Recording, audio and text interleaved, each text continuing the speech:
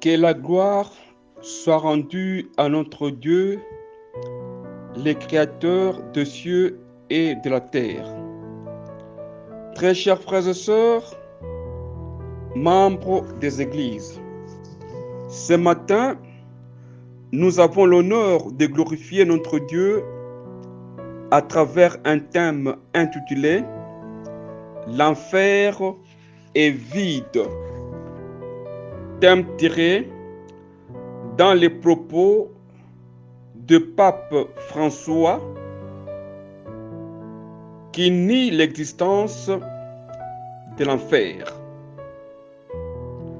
Pour comprendre ce thème, nous allons lire le deuxième épître de Pierre, chapitre 2, verset 4.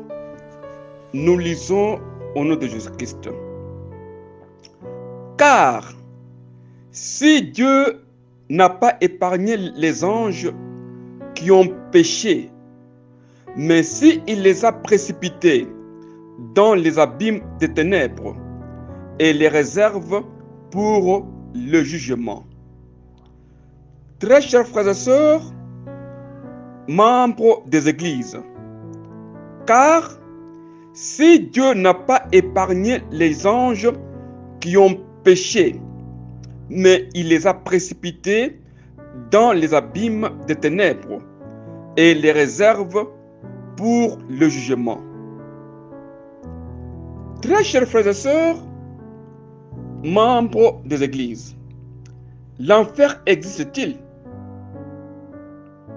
Si oui, pourquoi est-ce que le pape refuse que l'enfer n'existe pas? Tout cela, si réellement l'enfer n'existe pas, c'est pour dire que le péché n'existe pas. Et si le péché n'existe pas, pourquoi est-ce que nous allons dans les églises? Tout le monde devait rester en tant que tel, car l'enfer n'existe pas et l'enfer est vide. Personne n'entrera dans l'enfer. Mais les Écritures disent ceci. Les anges qui ont péché, Dieu les a précipités dans les abîmes des ténèbres. Est-ce que les abîmes des ténèbres, ce n'est pas l'enfer où les anges sont jetés? Et les prêtres aujourd'hui disent que l'enfer est une invention humaine pour contrôler les croyants. L'enfer est une invention humaine pour contrôler les croyants. Si exactement l'enfer est une invention humaine pour contrôler les croyants, pourquoi croyons-on à la Bible et pourquoi est-ce que nous allons dans l'église? On devait rester en tant que tel parce que l'enfer n'existe pas, donc les péchés n'existent pas. Et chacun pouvait faire tout, sachant que à la finalité, il sera sauvé par Dieu. Très chers frères et sœurs, membres des églises, si l'enfer n'existe pas, il n'y aura pas de jugement. Et c'est pourquoi le pape a dit, l'enfer est vide. Si l'enfer est vide, pourquoi Dieu a précipité dans les abîmes des ténèbres les anges qui ont péché? Très chers frères et sœurs, membres des églises, si nous lisons le premier épître de Pierre, chapitre 3, verset 19, nous lisons au nom de Jésus-Christ, dans lequel aussi il est allé prêcher aux esprits en prison. Très chers frères et sœurs, membres des églises, nous voulons chercher à partir des Écritures pour justifier la pensée du pape. Est-ce que l'enfer n'existe pas? Les Écritures disent ceci. Jésus a été mis à mort quant à la chair, mais rendu vivant quant à l'esprit. Dans sa mort, il est allé prêcher aux esprits en prison. Étant vivant, Jésus a prêché pendant 3 ans. Dans le séjour des morts, la période allant de sa mort à la résurrection, soit 3 jours, Jésus est allé prêcher aux esprits impurs et les démons qui étaient en prison. À la résurrection, Jésus a continué à parler à ses disciples les choses du royaume de Dieu. Très chers frères et sœurs, membres des églises, le problème n'est pas d'annoncer l'évangile dans les séjours des morts de Jésus, mais plutôt de révéler un fait que la prison des esprits impurs et des démons existe. C'est pour dire que l'enfer existe. Prétendre dire que l'enfer est vide est une fausse doctrine qui encourage les pécheurs et les homosexuels. Le jugement de Dieu et la condamnation de Dieu sont une promesse divine qui doivent se réaliser. Très chers frères et sœurs, membres des églises, les adversaires de la vérité de Dieu, les fils de perdition et l'antichrist veulent instaurer le satanisme dans nos églises avec la théorie de l'enfer est vide. Commençons par les commencements du Nouveau Testament pour voir si Jésus n'a pas prêché sur l'enfer. Est-ce que Jean-Baptiste n'a pas prêché sur l'enfer? Si nous lisons l'évangile de Luc, chapitre 3, verset 17, nous lisons au nom de Jésus-Christ. Il a son van à la main. Il nettoyera son aire et il amassera le blé dans son grenier, mais il brûlera la paille dans un feu qui ne s'éteint point. Très chers frères et sœurs, membres des églises, Jean-Baptiste, dans sa prédication, Jean-Baptiste, quand il a rendu témoignage de Jésus, Jean-Baptiste, quand il a parlé de Jésus, il a dit ceci: Jésus nettoyera son aire en séparant le blé de la paille, et la paille sera brûlée dans un feu qui ne s'éteint point.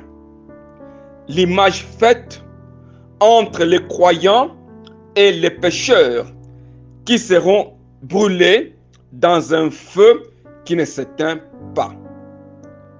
Jean-Baptiste reconnaissait le jugement de Dieu. L'enfer est alors un lieu où les esprits subissent le châtiment éternel. L'enfer signifie la souffrance, un lieu éternel sans Dieu. C'est ça l'enfer.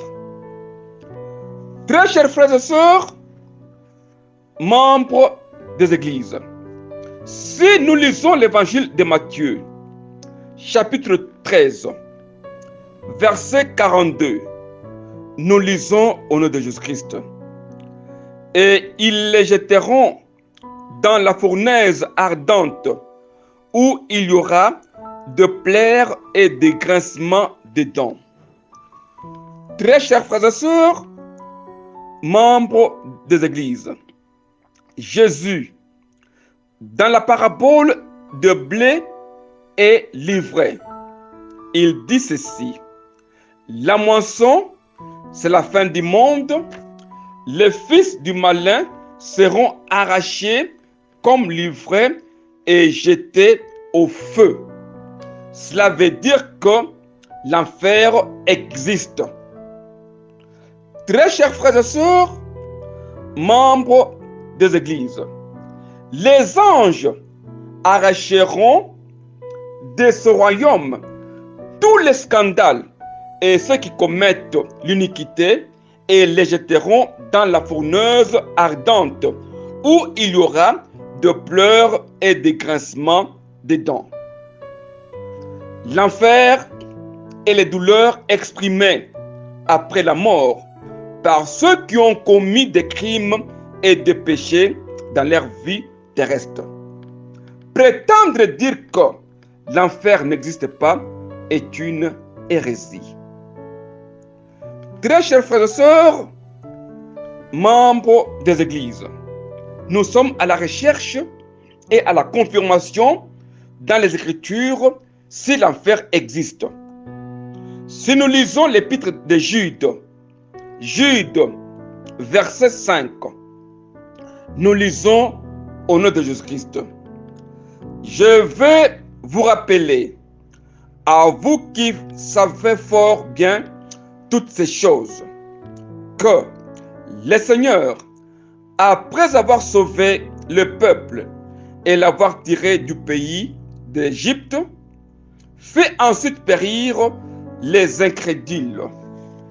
Très chers frères et sœurs, membres des églises, les fausses doctrines veulent détourner le peuple de Dieu du droit chemin. Les Écritures décrivent 3 jugements divins infligés aux hommes. 1. Le jugement du temps de Noé avec les déluges. 2. Le jugement de Sodome et Gomorrhe avec les soufres de feu. Et 3. Le jugement d'Israël dans le désert. La terre a ouvert sa bouche et a avalé le géant corps et sa congrégation vivant. C'est pour dire que le séjour des morts, l'enfer existe. L'Israël dans le désert, quand ils ont péché, Dieu a envoyé les serpents de feu et ils étaient tous mordus, ils sont morts. C'est pour dire que Dieu va juger le monde et que l'enfer doit exister.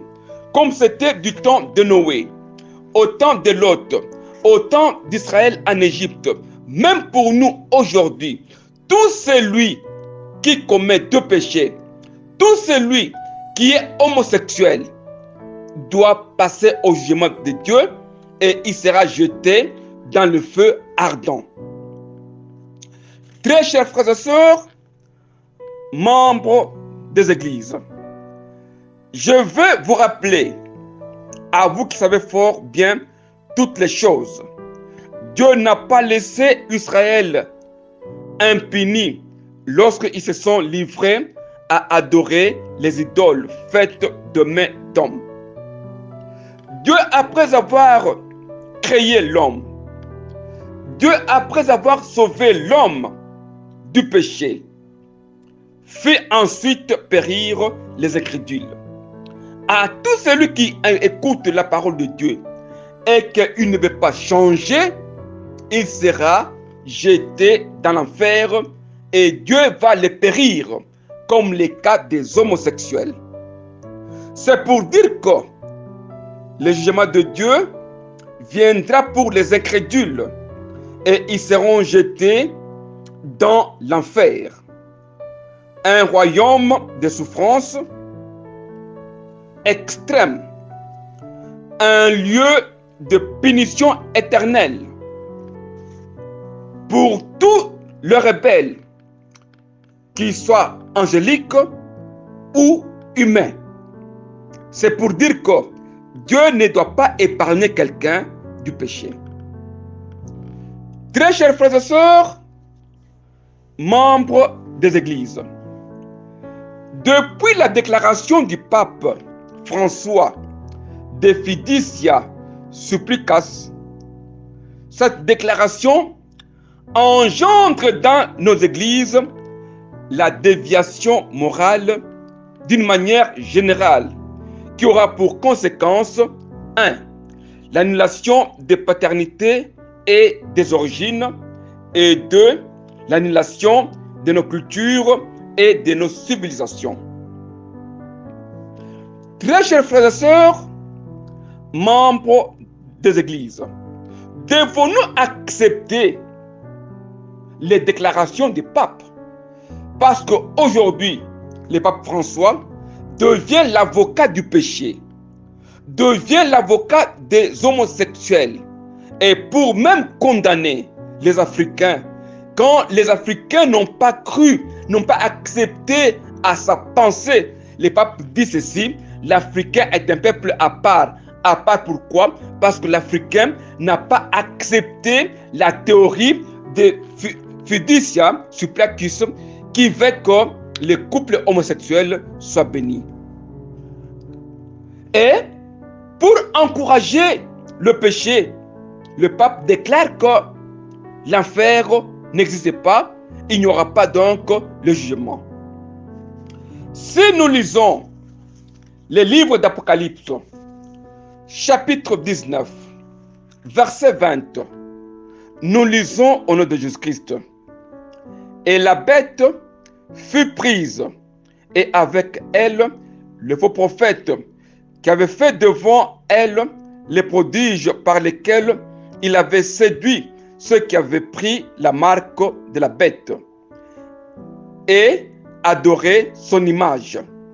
Ils furent tous, les deux, jetés vivants dans les temps ardents de feu et de soufre. Très chers frères et sœurs, membres des églises, la bête et les faux prophètes furent tous, les deux, jetés vivants dans le temps ardent de feu et de soufre. Puis, les Écritures nous disent que quiconque ne fut pas trouvé écrit dans le livre de vie fut jeté dans les temps de feu. Ensuite, les Écritures nous disent ceci: la mort et le séjour des morts furent jetés aussi dans les temps de feu. Ceci démontre que le jugement de Dieu et l'enfer seront là et que le méchant, les incrédules, les homosexuels seront jugés et jetés dans les temps de feu. Très chers frères et sœurs, membres des églises, le pape François ne peut pas faire de déclarations erronées et de fausses opinions pour créer la possibilité de bénir les couples homosexuels. Comment devons-nous protéger les valeurs spirituelles et morales dans nos églises pour marcher conformément à la volonté de Dieu, marcher conformément aux saintes Écritures? Aujourd'hui, on veut instaurer dans nos églises la doctrine de l'universalisme. Que dit la Bible à ce sujet? Si nous lisons le premier épître de Paul au Timothée, chapitre 2, verset 3 jusqu'à 4, nous lisons au nom de Jésus-Christ: cela est bon et agréable devant Dieu, notre Sauveur, qui veut que tous les hommes soient sauvés et parviennent à la connaissance de la vérité. Très chers frères et sœurs, membres des églises, cela est bon et agréable devant Dieu qui veut que tous les hommes soient sauvés. L'origine de l'universalisme chrétien, selon l'incompréhension des Écritures. Pour les prétendants de cette doctrine, tous les hommes seront sauvés. Ils disent que Dieu est le sauveur de tous les hommes. Même les homosexuels sont les enfants de Dieu. Ils seront sauvés. Les tenants de cette doctrine de l'universalisme soutiennent leur enseignement avec certains passages bibliques qui sont mal interprétés. Si nous lisons l'évangile de Matthieu, chapitre 5, verset 45, nous lisons au nom de Jésus-Christ. Afin que vous soyez fils de votre Père qui est dans le cieux, car il fait lever son soleil sur les méchants et sur les bons, et il fait pleuvoir sur les justes et sur les injustes. Très chers frères et sœurs, membres des églises, nous devons bien comprendre les Écritures. Dieu est le sauveur de tous les hommes. Dieu fait lever son soleil sur les méchants et sur les bons. Dieu fait pleuvoir sur les justes et sur les injustes. Un droit égal au bonheur divin à tout le peuple, à tous les hommes, sans distinction de pécheurs et de saints. C'est-à-dire que Dieu est juste devant les pécheurs et les saints, selon les tenants de la doctrine d'universalisme. Dieu sauvera tous les êtres humains, même les démons seront sauvés. Très chers frères et sœurs, membres des églises, les Écritures enseignent sans ambiguïté que Dieu ne sauvera pas tous les hommes. Si les pécheurs passeront l'éternité dans l'enfer, le chrétien, le croyant, le juste, le saint passeront l'éternité dans le paradis. Si nous lisons le livre des prophètes Ézéchiel, chapitre 18, verset 23, nous lisons au nom de Jésus-Christ. Ce que je désire, est-ce que le méchant meure, dit le Seigneur éternel. N'est-ce pas qu'il change de conduite et qu'il vive? Très chers frères et sœurs, membres des églises, Dieu est le sauveur de tous les hommes. Ce n'est pas la doctrine de Dieu. Et si Dieu est le sauveur d'hommes, de tous les hommes, c'est-à-dire les saints et les pécheurs, les justes et les injustes, les bons et les mauvais, Dieu est Dieu de tout le monde. Voilà la nouvelle doctrine que l'on veut introduire dans la Bible avec une déformation d'interprétation des Écritures pour dire que Dieu ne désire pas la mort des méchants. Ce que Dieu veut est que ces méchants changent sa conduite et qu'ils vivent. Mais comment expliquer que l'homosexuel, les homosexuels, au lieu de changer leur comportement, c'est-à-dire laisser les couples rentrer dans la voie réelle de Dieu pour vivre, les papes prêchent les homosexuels de rester en tant que tels homosexuels, d'être bénis et que Dieu va les sauver, car Dieu est le sauveur de tous les hommes. L'universalisme actuellement dans nos églises. La parole de Dieu a une mission dans le monde. Si les méchants entendent la parole de Dieu, reviennent tous à leur péché et qu'ils confessent les péchés, et s'ils observent toutes les lois et pratiquent la doctrine et la justice de Dieu, il n'ira pas dans l'enfer, mais il vivra. Il faudra bénir les couples homosexuels, restant toujours homosexuels, ils seront jetés dans les temps de feu ardent. Très chers homosexuels, si vous me suivez, le pape François vous trompe. Vous êtes les candidats de l'enfer. Car l'enfer n'est pas vide. L'enfer vous attend. Et vous allez tomber dans le feu ardent. Si vous ne changez pas, si vous ne confessez pas vos péchés, et que vous n'acceptez pas Jésus-Christ comme étant le Sauveur et le Seigneur, vous irez dans l'enfer. La prédication du pape François II est fausse. C'est une fausse prédication. Très chers frères et sœurs, membres des églises, car Dieu ne désire pas la mort de celui qui meurt. Convertissez-vous et vivez. La croyance selon laquelle tous les hommes peuvent être sauvés est fausse. Dieu séparera le méchant et les justes, les bons et les injustes. Dieu va séparer le méchant et les justes, les bons et les injustes. Dieu va séparer.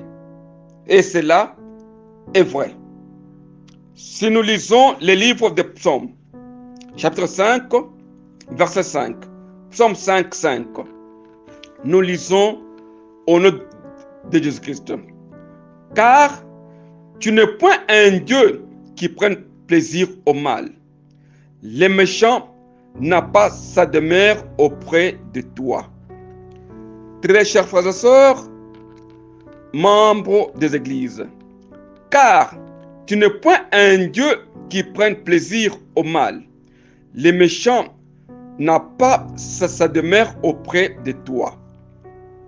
Dieu ne supporte pas le péché. Par nature, Dieu est un Dieu sauveur de tous les hommes, car il ne tire aucun plaisir de la mort des pécheurs. Très chers frères et sœurs, membres des églises, la finalité de la parole de Dieu est de convertir l'homme pour qu'il soit sauvé. Si nous lisons les livres des psaumes, chapitre 145, verset 9, nous lisons au nom de Jésus-Christ, l'Éternel est bon envers tous, et ses compassions s'éteignent sur toutes ses œuvres. Très chers frères et sœurs, membres des églises, l'Éternel est bon envers tous. Dieu est bon envers les bons et les mauvais, envers les justes et les injustes. La bonté de Dieu et les désirs de Dieu, ce n'est pas que le méchant et les injustes meurent, c'est qu'ils changent de conduite et qu'ils vivent. Si l'homosexuel change sa conduite, il aura la vie éternelle. Mais s'il n'y a pas de changement, le méchant doit aller dans l'enfer. Il n'y a pas la vie éternelle pour le méchant. Non, non, c'est faux. L'Éternel est bon envers tous les repentants. Sans la repentance, sans la conversion, il n'y a pas la vie éternelle. L'enfer ne sera pas vide. L'enfer sera rempli par les homosexuels. Très chers frères et sœurs, membres des églises, la doctrine de l'universalisme est un enseignement des satanistes. La parole de Dieu est universelle, mais l'universalisme n'est pas dans la parole de Dieu. Dieu est esprit. Nous devons l'adorer dans l'esprit et dans la vérité. Si nous lisons l'épître de Paul aux Romains, chapitre 2, verset 4, nous lisons au nom de Jésus-Christ. Où méprises-tu les richesses de sa bonté, de sa patience, de sa longanimité, ne reconnaissant pas que la bonté de Dieu te pousse à la repentance? Très chers frères et sœurs, membres des églises, Dieu est bon envers tous. La bonté de Dieu pousse les méchants à la repentance. Les méchants, les injustes, les pécheurs, les homosexuels doivent se détourner du péché et se tourner vers Christ pour recevoir le pardon et le salut. Où méprises-tu les richesses de sa bonté, ne reconnaissant pas que la bonté de Dieu te pousse à la repentance? Dès lors que les homosexuels ne se détournent pas de la sodomie et qu'ils ne se tournent pas à Jésus, ils seront les fils de l'enfer. Nous disons que l'enfer n'est pas vide, l'enfer sera rempli par les homosexuels. Les pécheurs iront dans l'enfer. Si nous lisons l'évangile de Matthieu, chapitre 25, verset 41, nous lisons au nom de Jésus-Christ. Ensuite, il dira à ceux qui seront à sa gauche: retirez-vous de moi, maudits, allez dans le feu éternel qui a été préparé pour les diables et pour ses anges. Très chers frères et sœurs, membres de l'Église, toutes les nations seront assemblées devant Jésus. Il séparera les uns d'avec les autres. Il mettra les justes à sa droite et les méchants à sa gauche. Les méchants iront au châtiment éternel, mais les justes à la vie éternelle. Très chers frères et sœurs, membres des églises, la vie éternelle est réservée seulement aux justes. Prétendre dire que Dieu est bon envers tous, Dieu sauvera tous les hommes sans la repentance et la conversion est une réflexion honteuse. Nous ne devons pas nous flatter. Les homosexuels iront dans l'enfer. Très chers frères et sœurs, membres des églises, ce matin, c'est votre frère, apôtre missionnaire Taylor Kankonde Kalomba. Je vous remercie au nom de Jésus-Christ.